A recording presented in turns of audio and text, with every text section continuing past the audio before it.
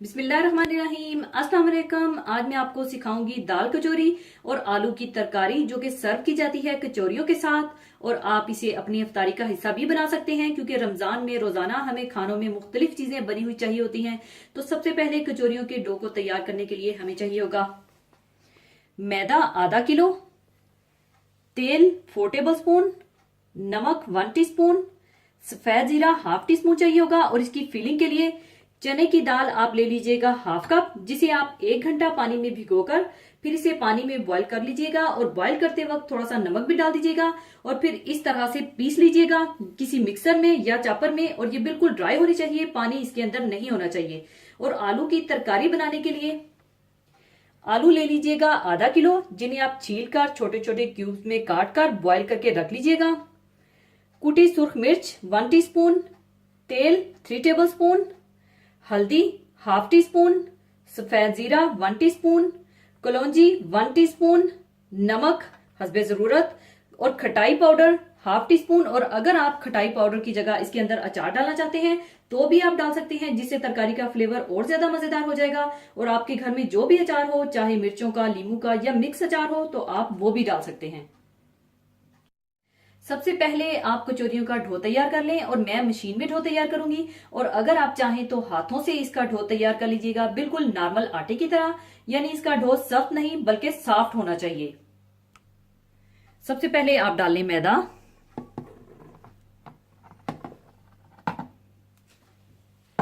इसमें डाल दें जीरा,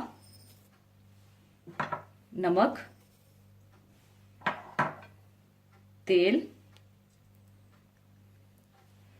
और नॉर्मल पानी के साथ इसका डो तैयार कर लें।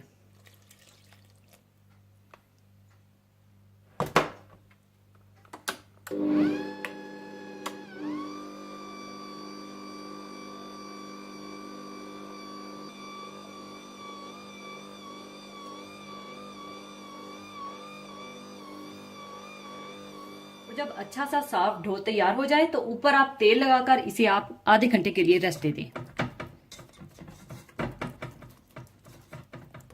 और दूसरी तरफ आलू की तरकारी बनाने के लिए आप तेल गरम कर लें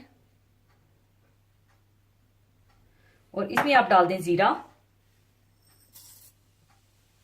और कलौंजी और इसे आप जरा सा कड़कड़ा लें।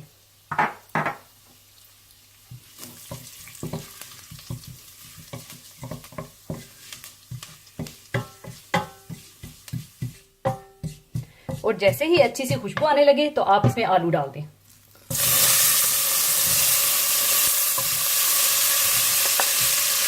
और इसे अच्छी तरह से मिला लें।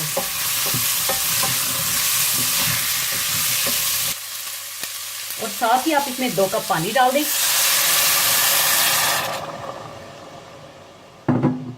और कुटी हुई लाल मिर्चें, नमक, खटाई पाउडर और हल्दी डालकर अच्छी तरह से मिला लें।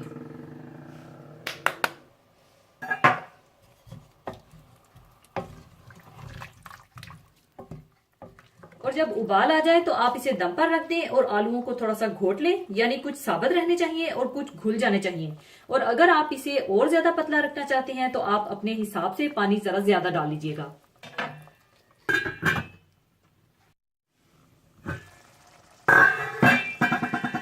और जब आलू इस तरह से घुट से जाएं तो आलू की तरकारी तैयार है। और चूल्हा बंद कर दें और इसे चूल्हे से उतार लें। कचौरियों के डो को आधा घंटा गुजरने के बाद आप अपनी वर्किंग सरफेस पर थोड़ा तेल लगा लीजिएगा। और इसमें आप खुशके का इस्तेमाल नहीं करेंगे बल्कि तेल लगाकर इसके छोटे छोटे पेड़े बनाकर हाथों से ही फैलाएंगे। और इस तरह से आप अपनी वर्किंग सरफेस पर तेल लगा लें और फिर छोटे छोटे पेड़े बनाकर रख लें।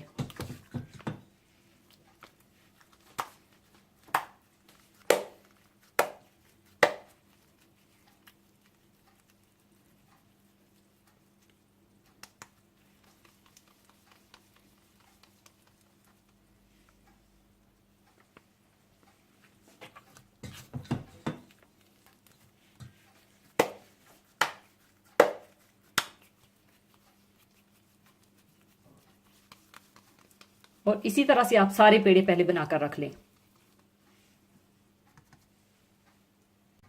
जितनी कचौरियां आपने बनानी है उतने पेड़े बनाने के बाद आप इसे फैला लें और सेंटर से थोड़ा मोटा रखें और किनारों से आप इस तरह से थोड़ा सा पतला रखिएगा।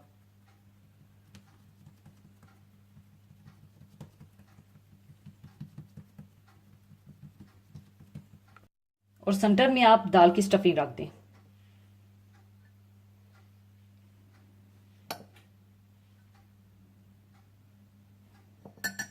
और फिर आप इसे इस तरह से बंद कर दें।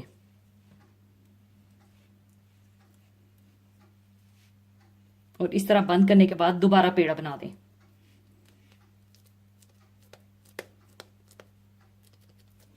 और इसी तरह से आप सारे पेड़े बनाकर रख लें।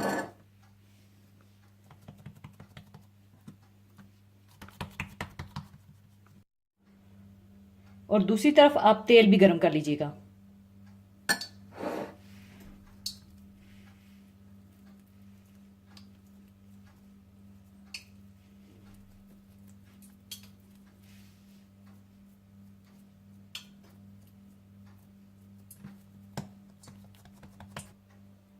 सारी स्टफिंग करने के बाद आप इस तरह से हाथों से फैला लें।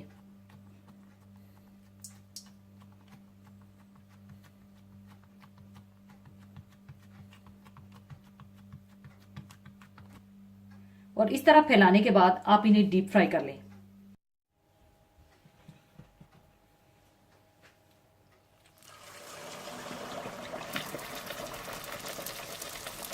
इस तरह से आप दबाकर घुमाते जाएं।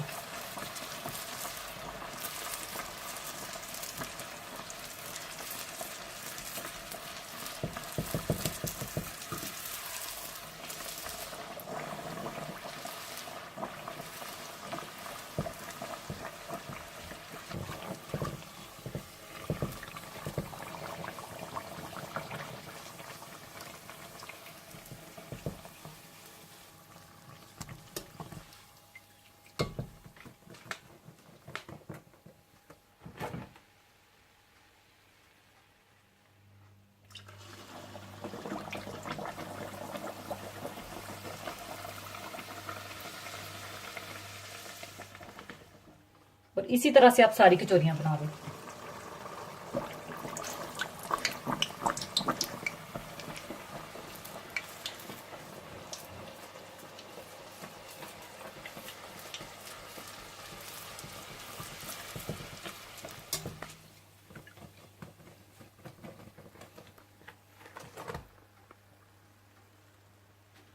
लीजिए, दाल कचौरी और तरकारी तैयार है। अब इसे मैं सर्विंग डिश में निकाल लूंगी।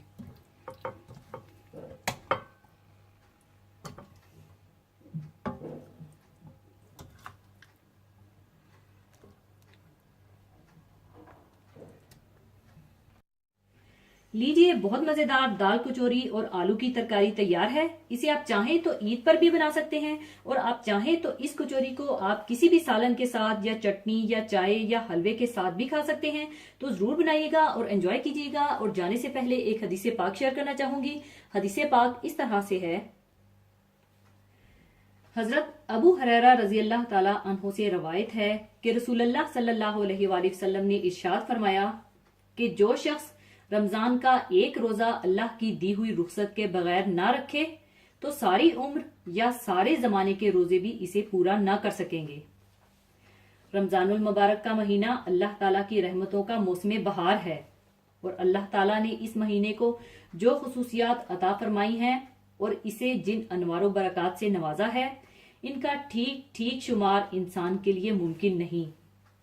इसलिए जो इबादतें इस महीने के साथ मुंसलिक हैं, इनका नेमुल बदल दूसरे दिनों में नहीं हो सकता। कोई भी काम जब अपने वक्त पर किया जाता है, इसमें जो खूबी और उम्दगी होती है, वक्त गुजर जाने के बाद आप हजार जतन कर लें मगर वो बात पैदा नहीं होती।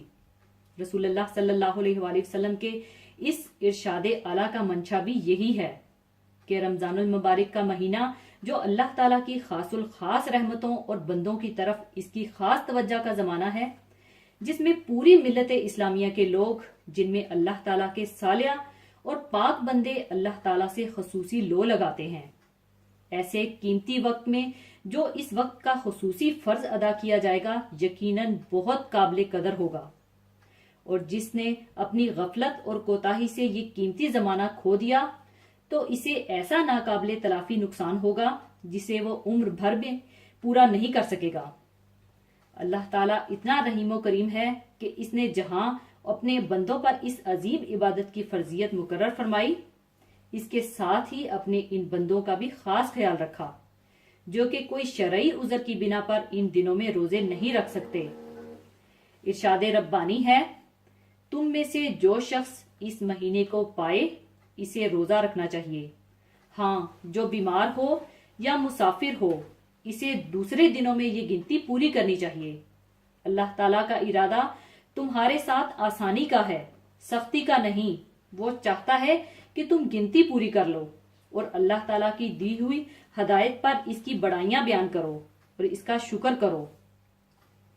इस आयत और हदीस मुबारका की रोशनी में ये बात आसानी से समझ में आ जाती है कि जो शख्स बगैर किसी शरई उज़र के रमजानुल मुबारक के महीने में रोजे ना रखे तो रोजा फर्ज होने की बिना पर अब इसकी कानूनी कज़ा एक दिन का रोजा ही है, लेकिन इससे वो हरगिज इन नेमतों, बरकतों और रहमतों को हासिल नहीं कर सकता जो इस माह मुबारक में रोजा छोड़ने से खो दिया है। बस जो लोग लापरवाही की बिना पर रमजानुल मुबारक के रोजे छोड़ देते हैं वो सोचें कि अपने आप को वो कितना नुकसान पहुंचा रहे हैं। इसी के साथ मैं आपसे इजाजत चाहूंगी। अपना बहुत ख्याल रखिएगा, दुआओं में याद रखिएगा। अल्लाह हाफिज।